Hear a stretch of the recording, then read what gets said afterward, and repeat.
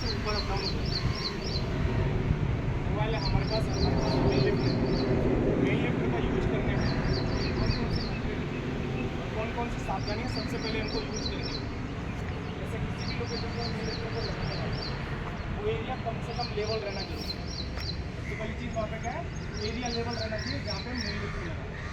दूसरी चीज़, overhead cable कोई नहीं होना चाहिए।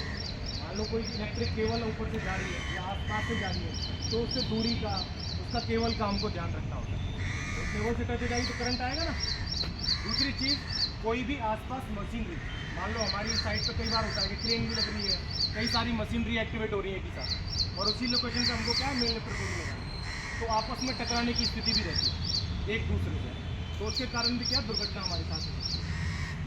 बहुत तेज़ हवा चल रही है, बहुत तेज़ हवा में हमको मेन लिफ्टर यूज नहीं करना होता। एक साथ कोई भूकंप आ गया या फिर बारिश आ गई, उस दरमियान में उनको क्या है, मेन लिफ्टर यूज नहीं करना है। मेन लिफ्टर यूज करने के लिए आप जब भी बकेट में जाते हैं तो सेफ्टी बेल्ट कंपलसरी रहता है। उसका रीज़न ये रहता है कि बकेट पूरी तरह से टिल्ट हो जाती है। जैसे बाल्टी को उड़ेलते हैं ना, सेम उसकी भी कंडीशन ऐसी है, बाल्टी की तरह वो उड़ेल देती है। ऑपरेटर की गलती हो गई या फिर कोई फंक्शन काम करना बंद कर गया तो वो मशीनरी है, कभी भी कोई प्रॉब्लम आ सकती है। तो उस दरमियान क्या है ना, आप बेल्ट अगर लगा के रखे होंगे तो वहाँ पे आप लटक जाओ।